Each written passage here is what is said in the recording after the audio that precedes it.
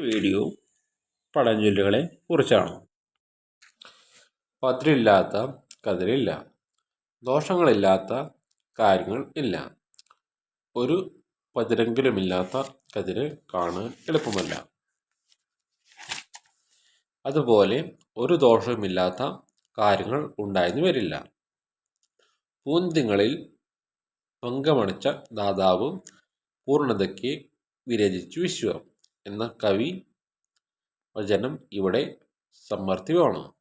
എല്ലാം തികഞ്ഞിട്ടൊരു വസ്തു പോലും ചെന്താർ മകൻ ഹന്ത ചമപ്പതുണ്ടോ എന്ന വരികളും ഈ വസ്തുത വ്യക്തമാക്കുന്നു. കുറ്റങ്ങളും കുറവുകളും സ്വാഭാവികമാണ്.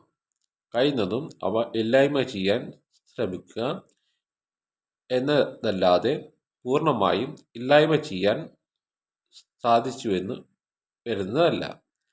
തെറ്റില്ലാത്ത മനുഷ്യരില്ല. ഇന്നത്തെ വീഡിയോ ഇവിടെ നിർത്തുന്നു.